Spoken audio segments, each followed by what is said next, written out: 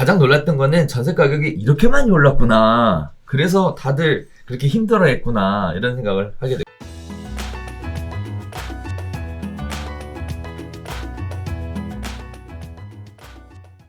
자, 5번째 이야기입니다. 2020년 전국 전셋값 상승률 1위는 누구 하남이랍니다. 네. 자, 12월에 3.3제곱미터당 1,755만원으로 평균 50.2% 올랐다고 하는데요. 전국 전셋값 상승률 1위를 기록한 바로 하남을 두고 하는 이야기입니다. 지난해 지하철 5호선 연장 하남선 1단계 구간 개통으로 서울 접근성이 좋아지면서 전셋값도 끌어올린 것으로 보인다라고 합니다. 자, 두 번째는요. 여권발 수도권 이전론으로 떠들썩했던 세종시가 2위를 달렸고요. 그리고 세 번째는요. 전셋값 상승률 3위 광명이 올라왔습니다. 그 외에도 경기 화성, 용인, 성남, 남양주, 구리, 성북, 그리고 경기도 광주가 지금 현재 전세가 상승률 탑10에 올라갔는데요. 올해도 전세시장은 계속 불안정한 상황에 몰릴 수 있다는 분석이 더해지면서 세입자들의 불안이 더욱 커져가고 있는 상황입니다. 지난해 세임대차법 시행 이후 전세 매물이 줄어드는 추세인데다가 올해부터 시행되는 전월세 신고제도 시중의 매물을 늘리는 데 큰 도움이 되지 않을 거라는 분석이 나오면서 지금 시장이 예민하게 반응하고 있는 상황인데요.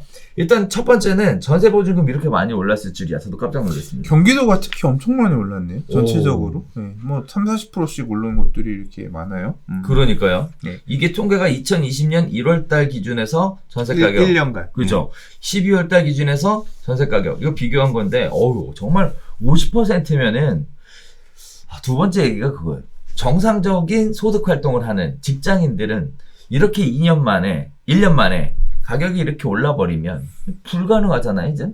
그러니까 하남 같은 경우는 이게 하남 미사 강변도시가 계속 입주를 하면서 입주 물량이 계속 있었잖아요. 그래서 임대 가격이 오르지 못하고, 그러니까 실제 사용 가치에 비례해서 공급이 계속 있다 보니까 눌려 있었던 부분이 있어요. 자, 1등이 50%. 하남이었죠. 그렇죠. 2등이 어디? 세종시. 세종시 어때요? 여기도 계속 입주 물량이 있었잖아. 그렇죠. 그래서 분양가가 얼마였는데 전세가가 이 가격이 말이 돼? 하는 그렇죠, 수준으로 맞죠. 계속 눌려 있었죠. 근데 맞아요. 세종시도 지금 급등한 이유는 그 물량이 거의 끝났잖아요. 그렇죠. 그러면서 급등했잖아요. 그래서 공통적으로 그런 부분들이 나타난 곳들이 주로 많이 오른 것 같고, 특히 하남 같은 경우는 말씀하셨던 그 이외의 호재들도 어느 정도 반영이 됐을 거고, 그다음에 이번에 많이 올랐던 지역들 중에 보면 이제 또 하나 전세 가격 우리 별별 수다에서도 많이 얘기했던 게 3기 신도시 사전 청약 관련해서 그 받으려고 한 지역 우선 쿼터를 받기 위해서 이제 그 지역으로 전입하는 그 수요까지 가미가 되면서 작년에 뭐 과천 얘기 얼마나 했잖아요. 그렇죠. 과천 청약하려고 들어간 애였잖아요. 예, 그런 것처럼 그런 수요가 하남 쪽에도 하남 교산이 3기 신도시 중에서는 굉장히 유명하다고. 과천 같은 경우는 세대수가 3기 신도시 물량이 없고 과천 재건축들을 받으려고들 지역 주민 수가 얼마 안 되니까 막 갔던, 그거는 벌써 그 전 얘기네요. 2019년 말 2020년 초 얘기였으니까 그게 이제 2020년에 그 가장 핫했던 지역은 하남이었네요. 근데 뿐만 아니라 성남, 용인, 남양주, 구리 등등 다 30% 이상 올라서 경기도의 전세 가격들도 굉장히 많이 올랐어요. 그러니까 경기도가 입주 물량이 재작년부터 많이 줄었거든요. 그래서 전체적으로 경기도도 많이 올랐네요. 이게 입주 물량이 줄어드는 부분도 영향을 끼쳤고요.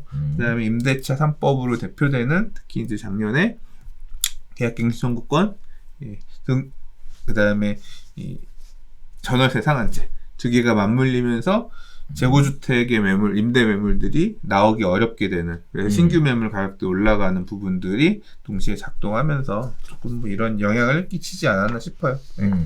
전세 가격이 올라갔던 또 임대차 3법 관련된 얘기, 전월세 상한제하고 계약갱신 청구권 얘기 계속 있어 왔는데 6월 1일 날 이번에는 전월세 신고제가 드디어 시행이 됩니다.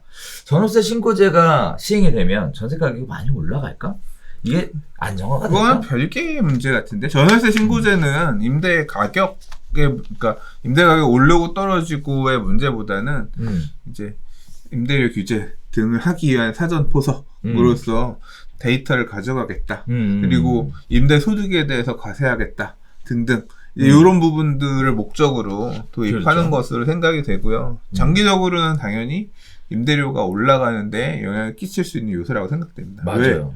세금 더 거두려고 하는 거잖아. 맞아. 그리고 임대료에 대한 데이터를 가져오려고 하는 거잖아.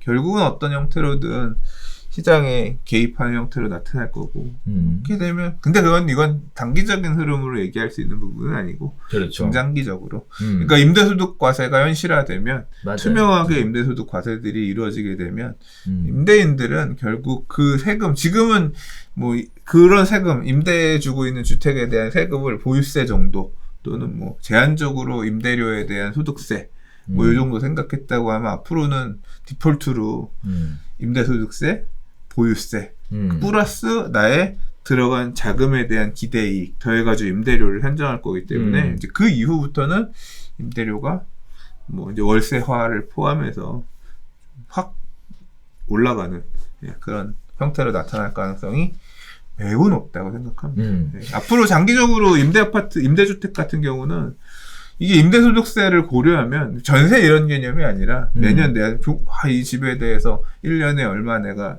종부세, 재산세 그죠? 내고 유지보수에 들어가는 중개수수료 몇 이런 비용에다가 또 집 고치는 거 이런 거 들어갈 거 아니에요. 에다가 하면 그거 이상으로 일정 금액 이상은 나는 월세로 받아야지 이게 커버가 된다 할 거기 그렇죠. 때문에 누적해서 앞으로는 우리나라에서도 그런 반전세 또는 보증부 월세 이런 개념이 되게 익숙해지지 않겠나 싶어요.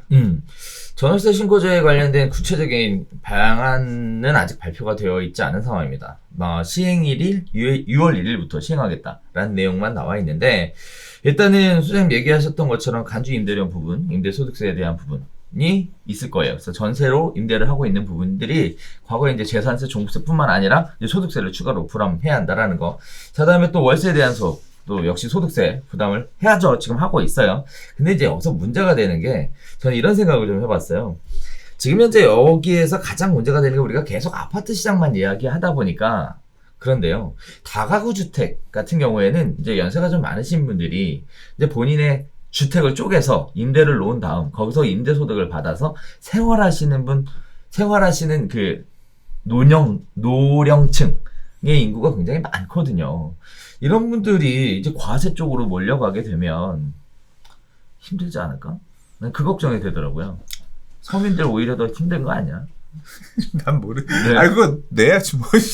소득이 있는 곳에 세금이 있다. 뭐 이제 거의 그런 기조화에서 자꾸 투명해가는 과정이잖아요. 예, 모르겠습니다. 일시적으로 이제 그런 부분에 대해서는 조금 완화를 해줄지 모르겠지만 반대로 또 그 임대인 분들도 그런 다가구 주택이나 단독주택이나 이런 주택 월세 받는 분들도 진화해야죠. 어떻게 진화해요? 월세 올려받아야지. 그러니까. 그래서 이런저런 것들이 다 물리게 되면 결국은 중장기적으로 임대료가 올라가는. 결국은 중장기적으로 늘어난 세금은 조세 정가의 기착은 세입자로 가게끔 돼 있습니다. 그럼 그 세입자 보호해 주려고 또 국가는 바우처를 주거나 월세 보조를 해주거나 해서 해주면 결국 세금 걷어서 세입자 주고 이제 딱 한편으로는 주고 그럼 임대인은 또 세금 내고 그 구조가 만들어지는 거죠. 자, 그래서 아무튼 가장 놀랐던 거는 전세 가격이 이렇게 많이 올랐구나. 그래서 다들 그렇게 힘들어했구나 이런 생각을 하게 됐고. 근데 뭐 이거는 굳이 이런 표로 보지 않더라도 너무 많이 느끼고 있지 않나요? 느끼고 있는데 또 표로 보니까 더 하더라고요. 지금 뭐 2년 전에 계약했던 임대료 2배 이상 막 넘어간 집들도 많아요. 원래 보고 나도 하긴 이게 평균이니까 시세표 보면 야, 세입자들 이거 어떻게 내냐. 그러니까 이렇게 밀려나가는 거지. 계속 이 지역에서 이 임대료를 살 수 없으니까 옆 지역으로 좀 더 저렴한 지역 또는 그 지역에 있어야 되면 주택의 형태를 바꾸거나. 이거 누가 책임질 거야? 글쎄 일은 저지르는데 책임질 사람은 아무도 없죠 지금. 네.